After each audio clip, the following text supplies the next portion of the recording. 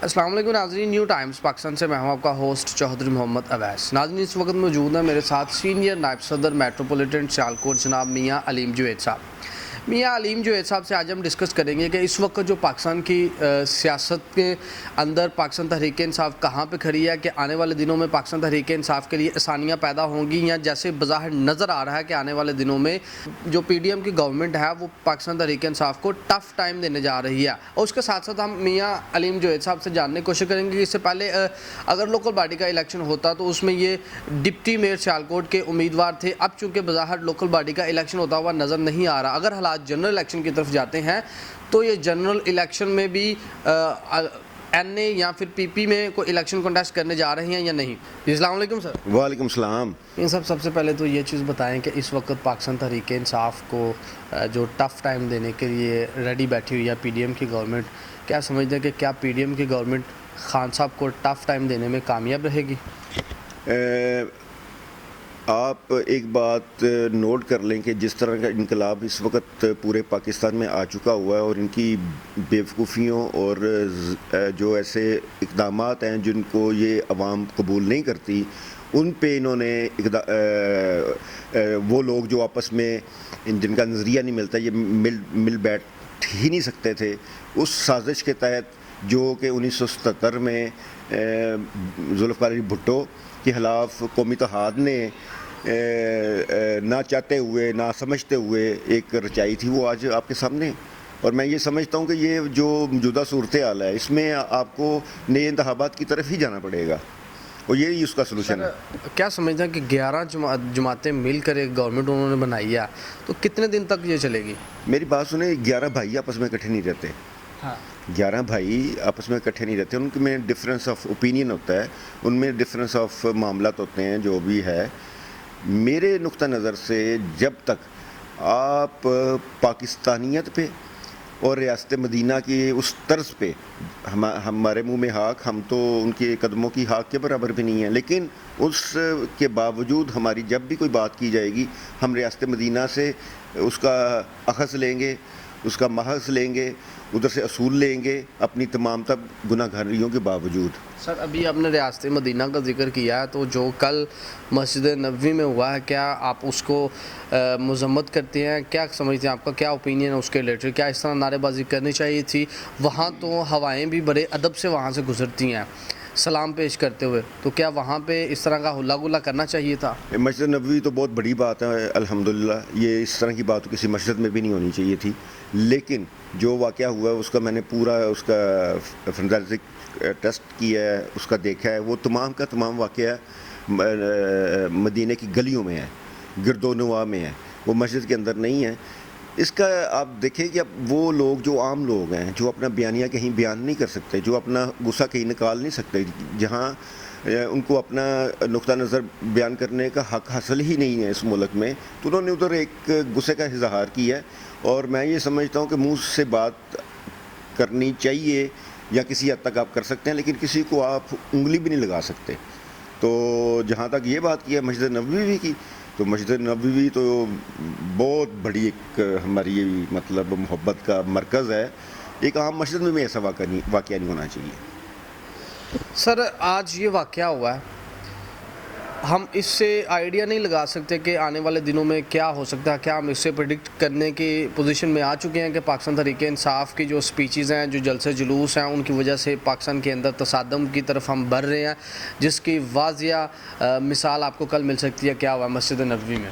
देखिए, इस तरह का रवैया जो है ये होना तो नहीं चाहिए था, लेकिन पिछले जो 74 साल से हमारे इस मुल्क में मुख्तलिफ वक्तों पर जब अवाम के मैंडेट को चोरी करके दूसरा मैंडेट मुसल्लत किया जाए, देखें आप आइनी तौर पे बात ठीक कर रहे होते हैं, आइनी तौर पे कुछ मामला ठीक होते हैं, लेकिन आपने अवाम की नब्ज़ को देख के हालात वाक़यात को लेकर साथ चलना होता है। हमारी अफवाज पाकिस्तान कमियां कोताहियों के साथ हमेशा उसने इस मुल्क पाकिस्तान के साथ वो वजह दफ़ा रही है। जब मशरक़ी पाकिस्तान और पाकिस्तान का वाक़या हुआ है, वो भी आपके सामने ही है, तो हम तो उसका किसी के ऊपर वो इल्ज़ाम नहीं उस तरह लगा सकते, लेकिन हुआ तो एक वाक़या है। और मुदरुमान की रिपोर्ट उस वक्त अगर पेश कर दी जाती है और वो रिपोर्ट इंडिया کہ میڈیا سے ہمیں لیک نہ ہوتی بلکہ وہ ہماری ادھر سے ذوالفقار علی بھٹو صاحب اس کو پبلش کرتے تو زیادہ بہتر تھا.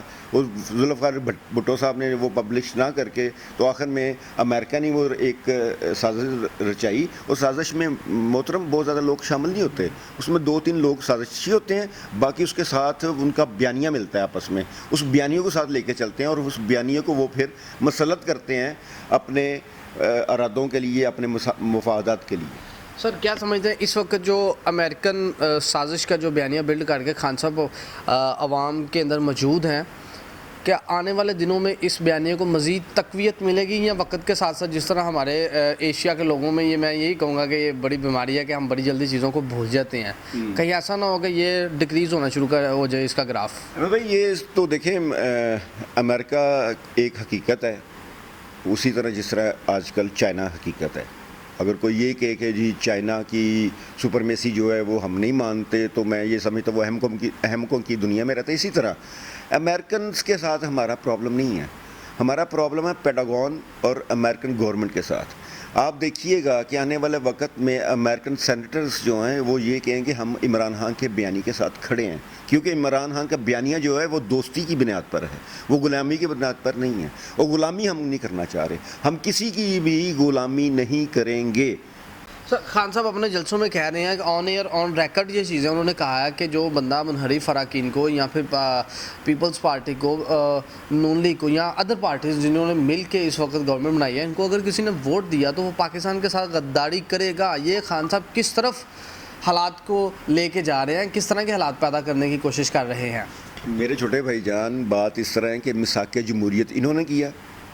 میثاق جمہوریت میں یہ لکھا ہوا ہے کہ کوئی بھی بندہ آپس میں, کوئی بھی پارٹی ایک دوسرے کے ممبران کو خریدے گی نہیں, کوئی بھی پارٹی ایک دوسرے کے ممبران کے ساتھ مین ہینڈلنگ نہیں ہوگی. اور میثاق جمہوریت میں ایک یہ شک بھی تھی کہ ہم کسی بھی گورنمنٹ کو ڈسیبل کرنے کی کوشش نہیں کریں گے.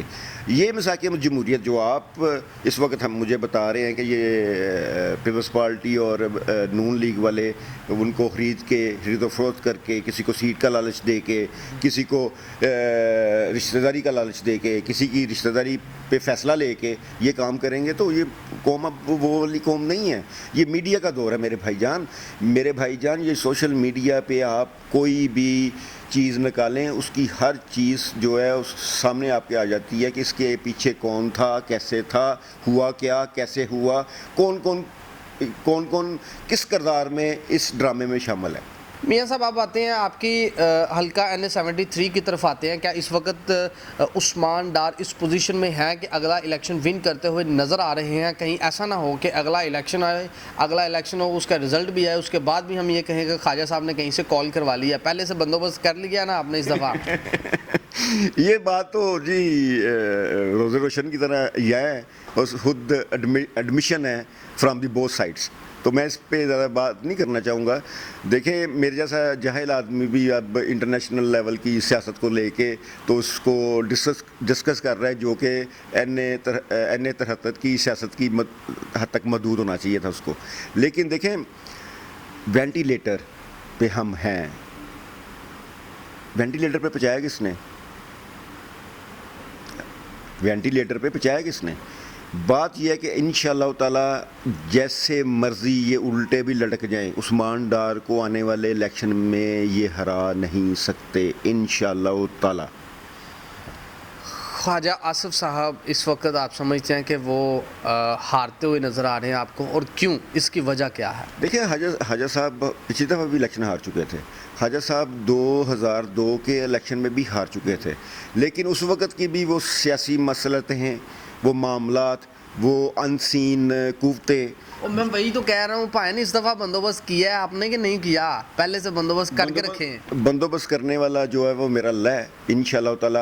ہم اپنی طرف سے پوری کوشش میں ہیں, پورے معاملات میں ہیں. ہماری ہر یونین کونسل میں ایک پراپر ہم نے ان کو جو پولنگ ایجنٹس ہیں ان کو ٹریننگ کر رہے ہیں. انشاءاللہ تعالی ہم کسی کو کسی بھی قسم کا جعلی ووٹ ڈالنے کی इजाज़त नहीं देंगे। सर क्विकली इस चीज़ का भी आंसर देते जाएं कि इससे पहले अगर लोकल बॉडी का इलेक्शन होता तो आप डिप्टी मेयर सियालकोट के आप उम्मीदवार थे, चूँकि अब बाहर लोकल बॉडी का इलेक्शन नज़र नहीं आ रहा, तो अब आपकी सियासत किस और जाएगी? मेरी सियासत सिर्फ और सिर्फ इमरान खान की सियासत के साथ वाबस्ता है। इमरान खान क्योंकि हमारे पिछले 74 साल में एक ऐसा वाहिद लीडर आया जो 26 साल इस अवाम में फिरा है, उसको रोल दिया गया है, उसने मतलब मामलात को इस नहज पे आज लेके आया कि वो प्राइम मिनिस्टर पाकिस्तान था और इंशाल्लाह ताला आने वाले वक्त में पाकिस्तान का प्राइम मिनिस्टर होगा। सर इस चीज़ की भी तस्दीक करते जाए, चूँकि हल्के हवा में इस तरह की क्या सराइयाँ हो रही हैं कि शायद मियाँ साहब हल्का PP37 में से MPA के उम्मीदवार हैं, इस चीज़ में कितनी सदाकत है? सबसे पहले तो ये है कि मैं खुद से किसी भी ओहदे का उस तरह उम्मीदवार नहीं बन सकता, मेरी ख्वाहिश हो सकती है।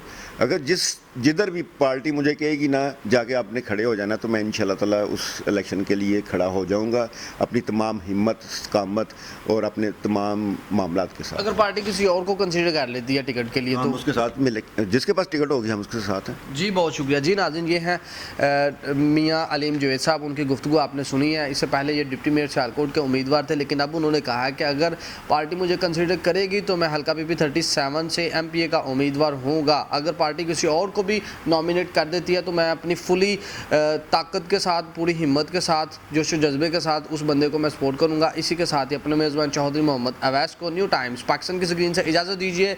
अल्लाह हाफिज़।